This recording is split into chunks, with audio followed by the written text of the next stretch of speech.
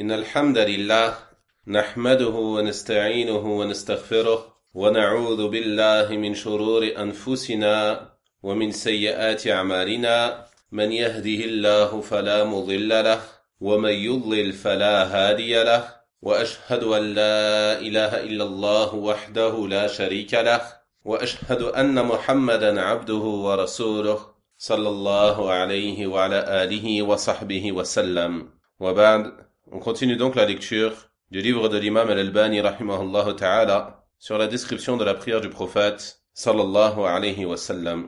Nous en sommes arrivés à la page 103 lorsque le shia rahimahullah ta'ala nous mentionne les différentes sourates que récitait le prophète sallallahu alayhi wa sallam durant la prière de nuit. Il a donc dit rahimahullah ta'ala la prière nocturne, c'est-à-dire la prière qui est accomplie entre la prière de l'Aïcha et la prière du Fajr. Et comme vous le savez, elle est généralement accomplie par série de 2 unités de prière. Et la sunna est de ne pas dépasser les 11 unités, comme le faisait le messager d'Allah, sallallahu alayhi wa sallam. Il dit donc, rahimahullah, le prophète sallallahu alayhi wa sallam récitait dans la prière nocturne aussi bien à voix haute qu'à voix basse. Parfois, il écourtait la récitation et parfois il la prolongeait. Donc comme on a vu précédemment, il arrivait au prophète sallallahu alayhi wa sallam de réciter à voix haute lors de la prière nocturne et d'autres fois, il récitait à voix basse. Et on a vu l'orientation qu'il a donnée à Abu Bakr et Omar radiyallahu ta'ala anhuma en leur disant de réciter à mi-voix, c'est-à-dire ni trop bas ni trop haut. Ensuite, il dit rahimahullah, en d'autres circonstances, il l'a prolongé de manière excessive, c'est-à-dire la récitation, au point où Abdullah ibn Mas'ud radiyallahu ta'ala anhu a dit, j'ai prié une nuit avec le messager sallallahu alayhi wa sallam. Il est resté debout tellement longtemps que j'ai eu envie de commettre une chose blâmable. On lui demanda qu'allais-tu faire? Il répondit, j'étais sur le point de m'asseoir et de laisser le messager sallallahu alayhi wa sallam. Donc ceci nous montre que la prière du prophète sallallahu alayhi wa sallam était parfois très longue et qu'il prolongeait énormément la récitation lors de la prière de nuit, sallallahu alayhi wa sallam. On mentionne d'ailleurs à ce sujet qu'il restait tellement longtemps debout lors de la prière nocturne, à tel point que ses pieds se fendillaient. On lui a dit, pourquoi fais-tu cela, alors qu'Allah subhanahu wa ta'ala t'a pardonné tes péchés passés et futurs? Alors le prophète sallallahu alayhi wa sallam répondit, ne serais-je pas un serviteur reconnaissant? C'est-à-dire que cette prière, c'est une forme de reconnaissance envers Allah subhanahu wa ta'ala. Le prophète sallallahu alayhi wa sallam faisait cela alors qu'Allah subhanahu wa ta'ala lui avait pardonné ses péchés passés et futurs. Alors que dire de nous, en connaissance de notre situation et de nombreux péchés que nous commettons et des grands manquements que nous avons dans l'adoration d'Allah subhanahu wa ta'ala, et malheureusement, beaucoup d'entre nous négligent cette prière, wallahu al-musta'an. Ensuite il dit rahimahullah, Hudhayfa ibn al-Yaman radiyallahu ta'ala anhu dit, une nuit, j'ai prié en compagnie du messager d'Allah sallallahu alayhi wa sallam. Il commença par la récitation de Surat la Vache. Après la première centaine de versets, je pensais qu'il allait s'incliner. Mais il continue. Je me dis alors qu'il allait peut-être réciter la Surat entière en 2 rak'a, et il poursuivit. Je me dis alors qu'il allait réciter la Surat entière en une seule rak'a, puis s'incliner. Mais il entama la Surat les femmes, Surat an-Nisa, et la récita en entier. Et la fit suivre de la sourate la famille d'Imran, qu'il récita lentement, tout en veillant à bien articuler. Quand il récitait un verset mentionnant une glorification, il glorifiait Allah. Ou un verset contenant une requête, une demande, il formulait sa demande. Ou une demande de protection auprès d'Allah, il demandait protection auprès d'Allah, puis il s'inclina. Donc on voit à travers ce hadith, à quel point le prophète sallallahu alayhi wa sallam prolongeait la récitation dans cette prière. Et on tire également parmi les bénéfices de ce hadith la permission de réciter plus d'une sourate après Surat al-Fatiha et notamment dans la prière nocturne.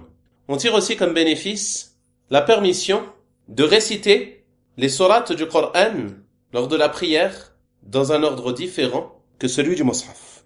En effet, on voit qu'ici le prophète sallallahu alayhi wa sallam, il a fait précéder Surat an-Nisa à Surat Ali Imran. Il n'est donc pas obligatoire de respecter l'ordre des sourates du Coran lors de la prière. Toutefois, les savants ont mentionné qu'il est obligatoire de respecter l'ordre des versets. C'est-à-dire qu'il n'est pas permis de réciter les versets de la fin d'une sourate, puis ensuite de réciter les versets du début, et ainsi de suite. Par contre, en ce qui concerne les sourates, ce n'est pas une condition de respecter l'ordre de celle-ci. Également, on voit à travers cela la recommandation de faire lors de la lecture du Coran ce que faisait le prophète sallallahu alayhi wa sallam. Lorsqu'il y avait une glorification, il glorifiait Allah. Par exemple, comme on l'a vu pour la sourate Al-A'la. Lorsqu'il récitait Sabbih isma rabbikal a'la, il disait Subhana rabbiyal a'la. Et ainsi de suite. Également, lorsqu'il y avait une demande, une invocation, il adressait cette demande à Allah subhanahu wa ta'ala. Lorsqu'il y avait une demande de protection, une demande de refuge, il cherchait refuge auprès d'Allah subhanahu wa ta'ala. Lorsque le paradis était mentionné, il demandait le paradis à Allah subhanahu wa ta'ala. Et lorsque le feu était mentionné, il demandait à Allah subhanahu wa ta'ala de le protéger contre le feu. Il est donc recommandé pour le lecteur du Coran, que ce soit dans la prière de nuit ou autre, de mettre en pratique cela, comme le faisait le messager d'Allah sallallahu alayhi wa sallam, et il n'y a pas de doute que ceci est un des meilleurs moyens de méditer sur le Coran et de t'aider à la concentration lors de sa récitation. Ensuite, il dit, rahimahullah, et une nuit, il lut les 7 plus longues sourates alors qu'il était souffrant. Donc on voit en note de bas de page que le cheikh rahimahullah ta'ala dit, les 7 sourates les plus longues du Coran sont la vache, la famille d'Imran, les femmes, la table servie, les bestiaux, Al-Araf et le repentir. Donc le prophète sallallahu alayhi wa sallam, il a lu ces 7 sourates dans sa prière de nuit alors qu'il était souffrant. Regardez sa patience dans l'adoration sallallahu alayhi wa sallam. Malgré qu'il était souffrant, il patiente et il récite ces longues sourates dans sa prière de nuit. Aujourd'hui, il est possible que l'un d'entre nous, pour un simple petit rhume, tu vas le voir écourter ses prières obligatoires. Il va te dire, je suis malade. Et il va prier plus rapidement qu'habituellement. On ne parle même pas des prières surrogatoires ni de la prière de nuit. Alors que le prophète sallallahu alayhi wa sallam, vous voyez dans ce hadith, que même en étant souffrant, il a récité ces 7 sourates lors de sa prière de nuit, sallallahu alayhi wa sallam.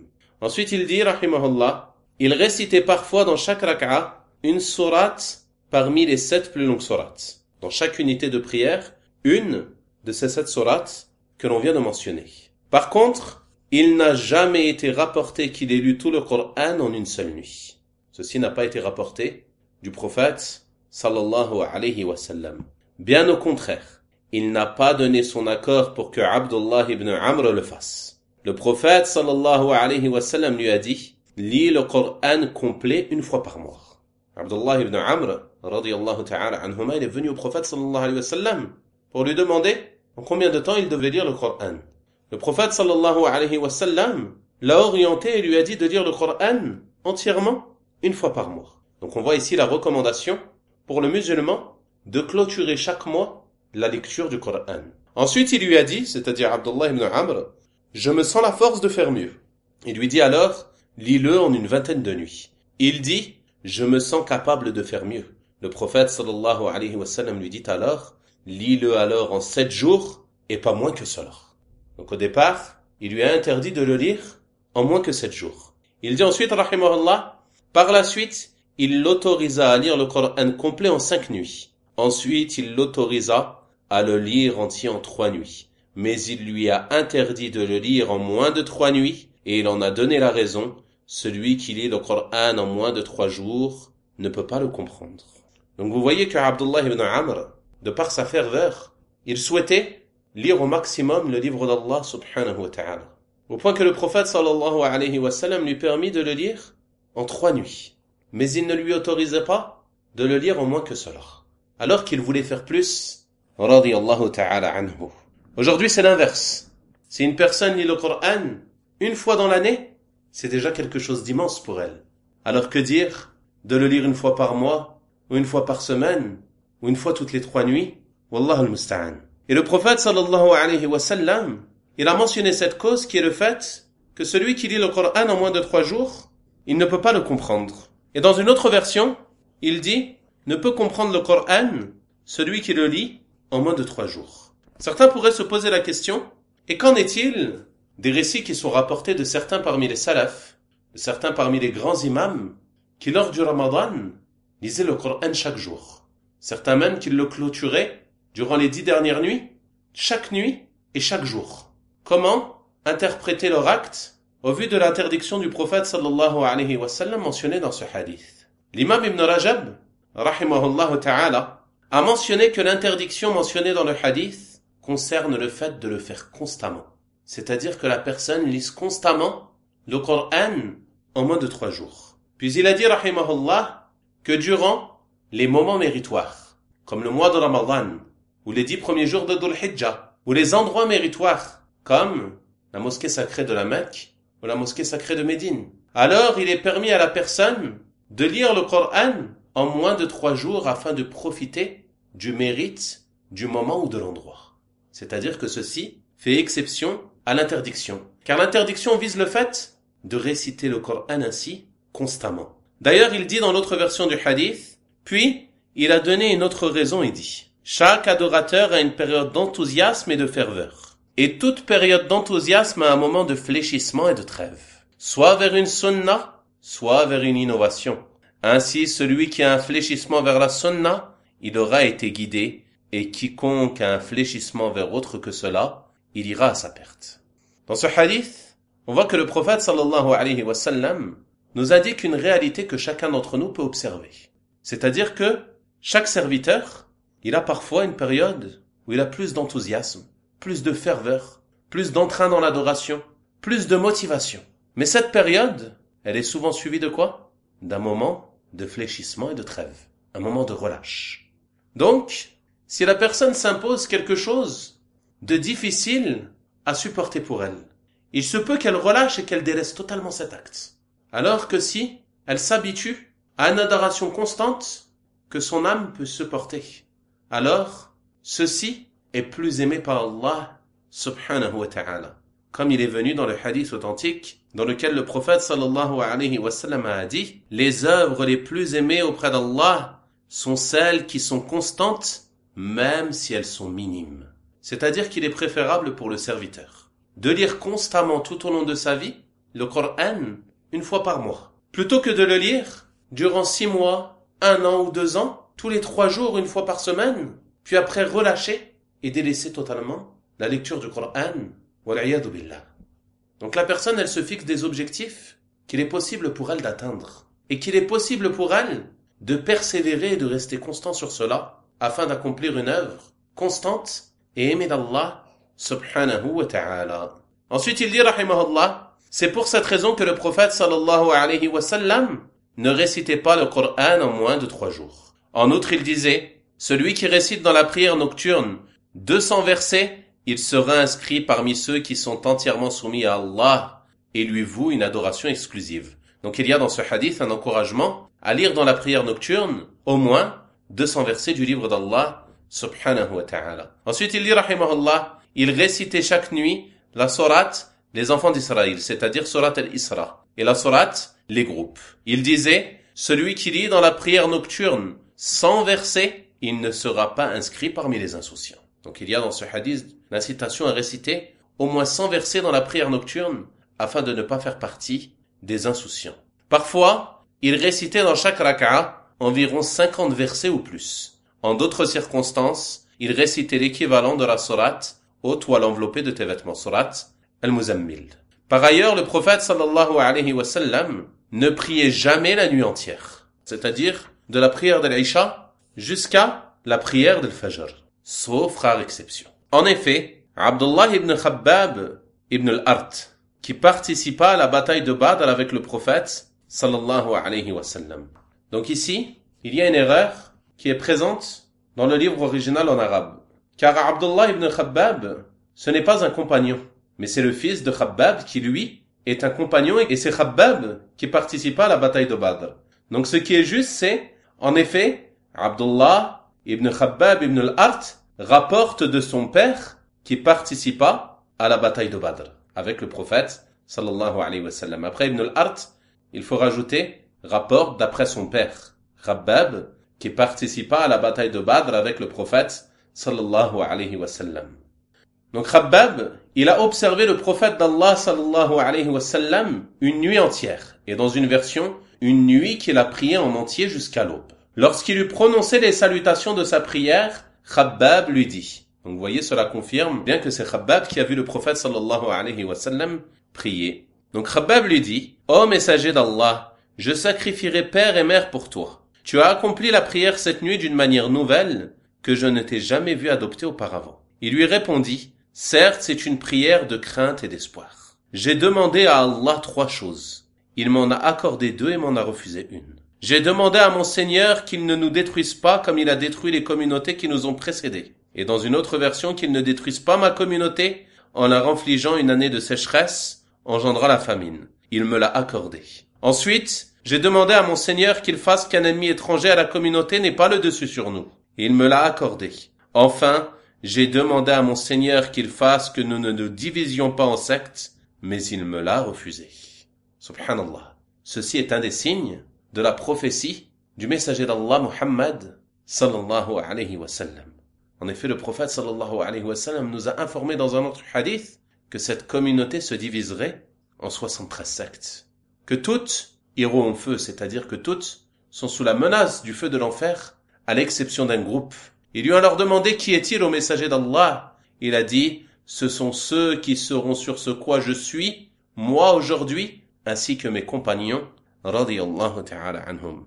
Donc, celui qui veut suivre la voie du messager d'Allah sallallahu alayhi wa sallam et ne pas faire partie de ceux qui divisent la religion d'Allah subhanahu wa ta'ala en sectes, il doit alors revenir à ce sur quoi était le messager d'Allah sallallahu alayhi wa sallam ainsi que ses compagnons radiyallahu ta'ala anhum et ce en suivant le Coran et la Sunna selon la compréhension des pieux prédécesseurs rahimahumullah ta'ala. Et ce qui est visé par la mention de ce hadith, c'est donc qu'il est arrivé une fois au prophète sallallahu alayhi wa sallam de prier une nuit entière. Mais de manière générale, il ne faisait pas cela, sallallahu alayhi wa sallam. Une nuit, le prophète sallallahu alayhi wa sallam a prié en lisant un seul verset, qu'il n'a cessé de répéter jusqu'à l'heure de la prière de subh.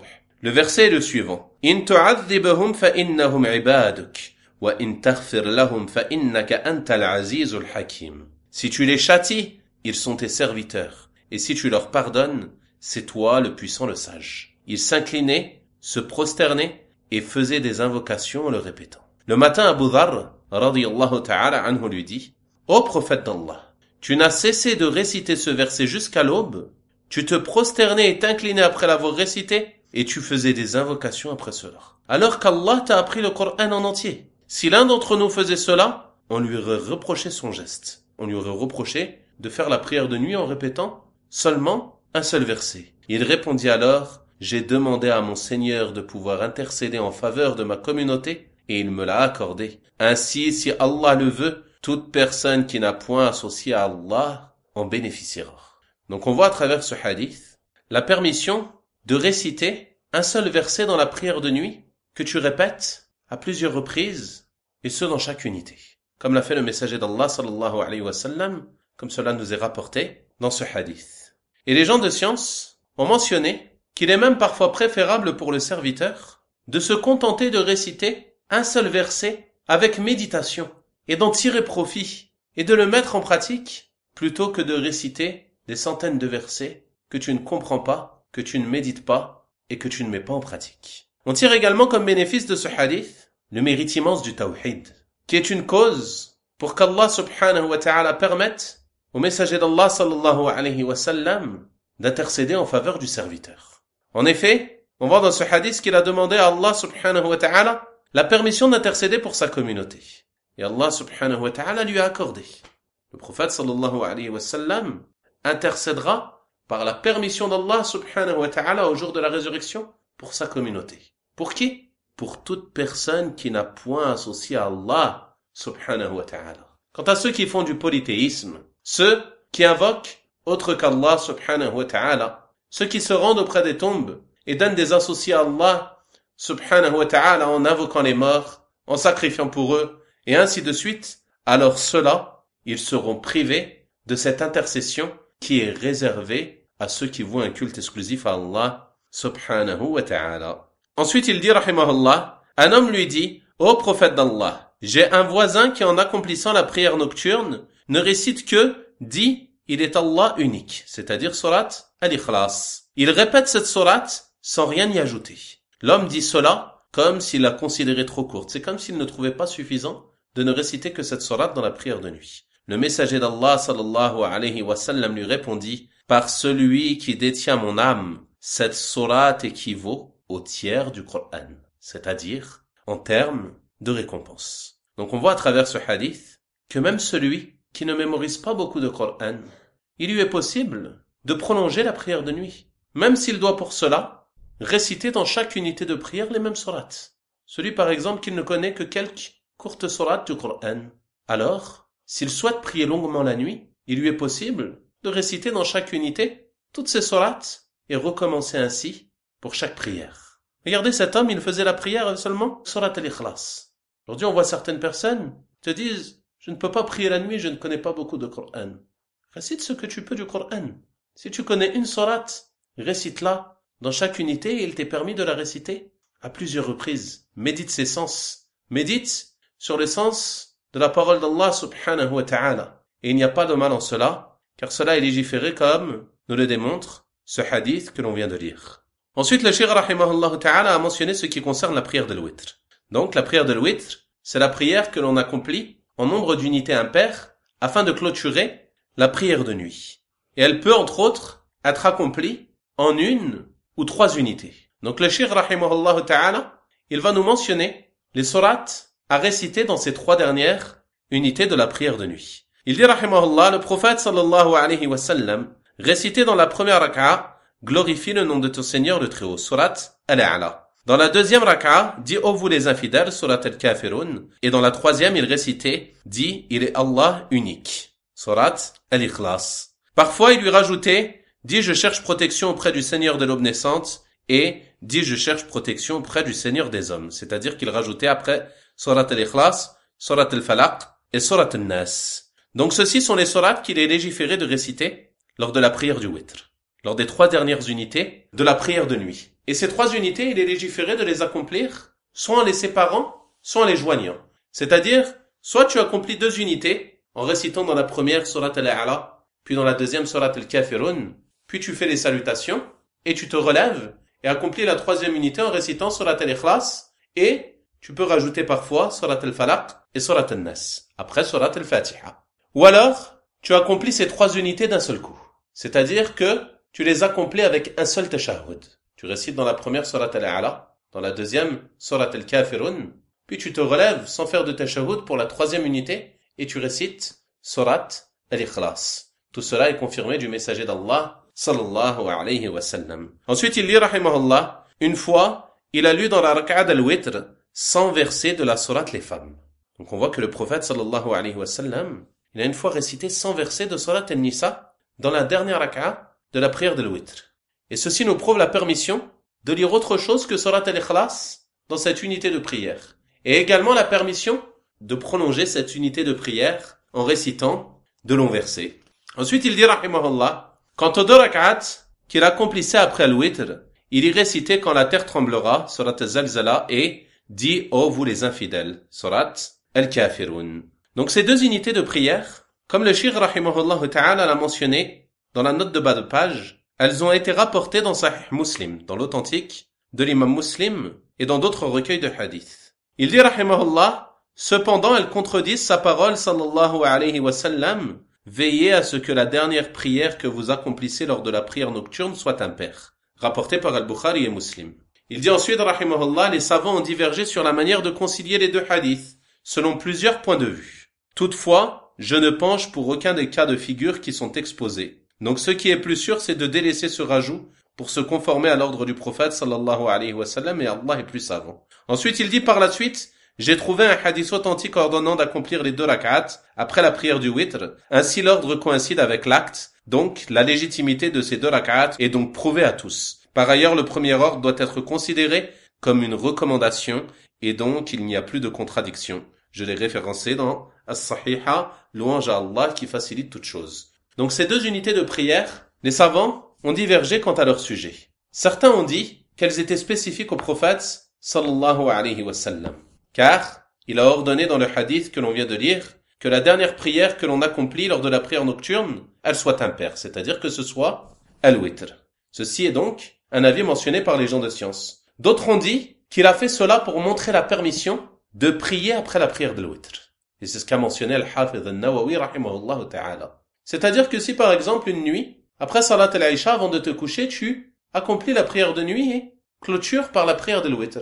Puis Allah subhanahu wa ta'ala te facilite et tu te réveilles avant le Fajr. Alors, il t'est permis d'ajouter quelques unités de prière de nuit en les accomplissant d'un nombre pair. Et tu ne referas pas le Witr car tu l'as déjà fait avant de te coucher. Et d'autres savants ont dit que cette prière, elle est considérée comme une ratiba, la ratiba du Witr. Et c'est pour cela que le prophète sallallahu alayhi wa sallam l'accomplissait en étant assis. C'est-à-dire qu'après le Witr, il restait assis et il faisait ces 2 unités de prière, comme l'a mentionné l'imam Ibn al-Qayyim, rahimahullah ta'ala. Ensuite, il dit, rahimahullah ta'ala, concernant la prière du vendredi. Le prophète sallallahu alayhi wa sallam récitait parfois dans la première raka'a la sourate le vendredi, et dans la seconde quand les hypocrites viennent à toi, sourate al-Munafiqun. De temps à autre, il récitait à la place, c'est-à-dire à la place de sourate al-Munafiqun, t'est-il parvenu le récit de l'enveloppante, sourate al-Ghashiya. Tantôt, il récitait dans la première raka'a, glorifie le nom de ton Seigneur le Très-Haut, et dans la seconde, t'est-il parvenu le récit de l'enveloppante, c'est-à-dire sourate al-A'la et sourate al-Ghashiya, comme cela est accompli par grand nombre d'imams dans les mosquées aujourd'hui. Ensuite, il dit, rahimahullah, la prière des 2 Eid. Le prophète sallallahu alayhi wa sallam récitait parfois dans la première raka'a, glorifie le nom de ton Seigneur le Très-Haut, et dans l'autre, t'est-il parvenu, c'est-à-dire sourate al-A'la et sourate al-Ghashiya, comme pour la prière du vendredi. Et d'autres fois, il récitait Qaf par le Coran glorieux et le rapproche, c'est-à-dire sourate Qaf et sourate al-Qamar. Donc ces 2 choses sont rapportées